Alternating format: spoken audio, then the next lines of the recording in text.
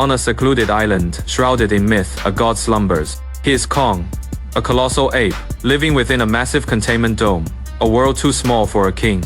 The illusion of a sky is merely a high-tech prison wall.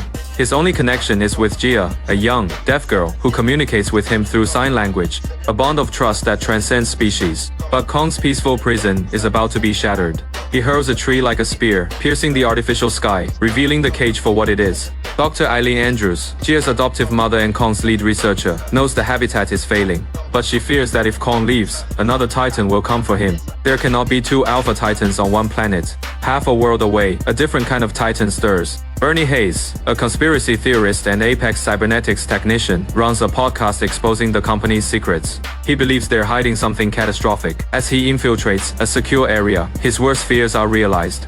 An alarm blares, a Titan alert. From the depths, Godzilla rises, not as a savior, but as a destroyer. He lays waste to the Apex facility in Pensacola, Florida. His atomic breath tearing through the facility with cold fury. The world is shocked. The hero has become a villain. But Madison Russell, daughter of monarch scientists, refuses to believe it. She tells her father, Mark, that something must be provoking Godzilla. But Mark, burdened by loss and responsibility, dismisses her theories as podcast-fueled nonsense.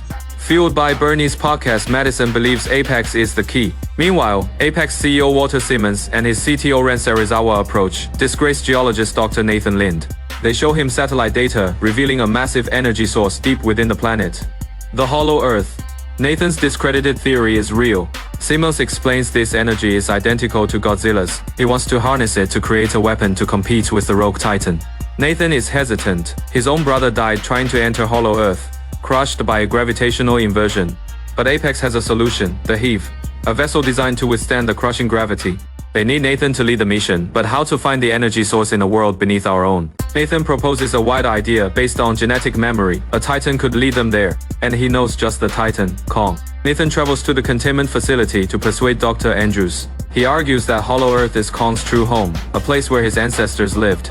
Irene is furious at the idea of using Kong as a weapon, knowing it will draw Godzilla's attention. But with Godzilla on a rampage, she reluctantly agrees. On one condition, she remains in charge of Kong. A massive operation begins. Kong is sedated and chained to a barge, escorted by a naval fleet. The mission is overseen by Simmons' arrogant daughter, Maya, who sees Kong as mere cargo. They navigate carefully, trying to avoid Godzilla's known territories. But as Irene says, Titans have a way of sensing threats. Kong bows to no one. That night, a storm rages. Jia ventures onto the deck, drawn to Kong. She reaches out, and to the astonishment of the crew, Kong gently extends his massive finger to meet hers. Later, Irene discovers their secret. Jia has been teaching Kong sign language, and he has communicated back. He signs the word home. Meanwhile, Madison and her friend Josh track down Bernie using his peculiar habit of buying bleach in bulk. After a bizarre encounter at his apartment, they convince the paranoid technician to let them help. Bernie reveals a shipping manifest for a mysterious cargo sent to Apex headquarters in Hong Kong. The plan is set. They will break into the ruined Apex facility to find answers. Back on the open sea, the inevitable happens. An alarm sounds. Godzilla, he is not coming for the fleet, he is coming for Kong. The fleet opens fire, a futile gesture against the king of the monsters. Godzilla slices through battleships with his atomic breath and dorsal fins. They are forced to release Kong from his chains. The ape leaps onto an aircraft carrier, letting out a defiant roar. The two alphas clash in a brutal, chaotic battle at sea. Kong uses his agility and brute strength, even wielding a fighter jet as a weapon. But Godzilla has the advantage in the water. He drags Kong down into the depths, attempting to drown him. The fleet launches depth charges, disorienting Godzilla just long enough for Kong to escape. The battle leaves Kong exhausted and near death. To save the mission, Nathan orders a full shutdown, playing dead to make Godzilla believe he has won. The ruse works. Godzilla retreats into the ocean depths. Realizing sea travel is too dangerous, the team devises a new plan: airlift Kong the rest of the way. Meanwhile, Madison's team finds a hidden elevator in the ruined Apex facility. It descends to a secret sub-level, revealing a monorail system to Hong Kong. They discover Apex's breeding skullcrawlers, the terrifying predators from Kong's island. They are accidentally trapped in a transport vessel, carrying the creatures, bound for Apex HQ. The Monarch team arrives at the Antarctic entry point. JR convinces a hesitant Kong to enter the portal, telling him his family might be inside. He leaps in, followed by the Heaves. The gravitational inversion hits, a chaotic, disorienting plunge through a kaleidoscopic tunnel of light and color. They emerge into a breathtaking new world, a prehistoric jungle at the Earth's core, with its own gravity. Kong is immediately at home, but the world is hostile. He is attacked by warbats, giant winged serpents. After a vicious battle, Kong asserts his dominance, even taking a moment to feast on his fallen foe. He leads the expedition deeper, driven by an ancient instinct. They arrive at a colossal mountain carved into a throne room. A giant, red handprint marks the door. Kong's hand fits perfectly. Inside lies the kingdom of his ancestors, a massive chamber filled with the bones of his kind.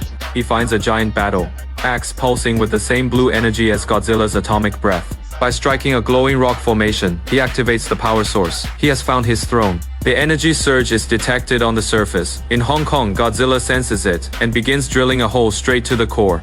Maya's Apex team immediately begins extracting a sample of the energy source against Irene's protests. The energy is transmitted to Apex HQ in Hong Kong.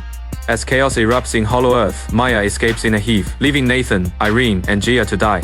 But Kong, enraged, crushes her vessel in his hand. Godzilla's atomic breath breaches Hollow Earth. Kong, axe in hand, leaps into the vortex, straight into the heart of Hong Kong. The city becomes an arena for round 2.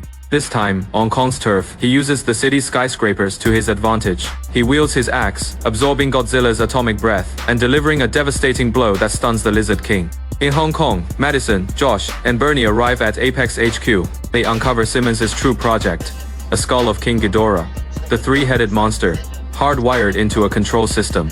It is a psionic interface, allowing a pilot to control a giant mechanical titan, Mechagodzilla. Simmons arrives, gloating that he has created the true apex species. With a new power from Hollow Earth, he orders the activation of Mechagodzilla. But the unstable energy and Ghidorah's consciousness overwhelm the system. The pilot is disconnected. Mechagodzilla becomes sentient. It kills Simmons and smashes its way out of the mountain. Outside, Godzilla defeats Kong, asserting his dominance before collapsing from exhaustion. But a new challenger appears, Mechagodzilla, a metallic mockery of the real thing. It was never about competing. It was about replacing. The machine unleashes a torrent of missiles and a proton scream, overpowering the weary Godzilla. Godzilla is being brutally beaten, outmatched by his mechanical doppelganger. As Kong lies dying, Jia feels his heartbeat slowing. Nathan realizes the Have has enough power to act as a defibrillator. He flies it onto Kong's chest and overloads the system. Kong is revived. Jia signs to him, telling him Godzilla is not the enemy, that thing is. The ape understands.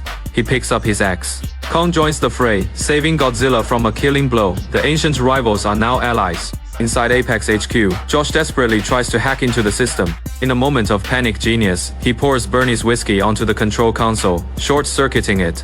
The stall is brief, but it is enough. It gives Kong an opening. Godzilla, seeing the axe glow, fires his atomic breath onto it, supercharging the weapon. Kong leaps, bringing the energized axe down on Mechagodzilla, slicing it to pieces. He tears off the machine's head and holds it aloft. The victor.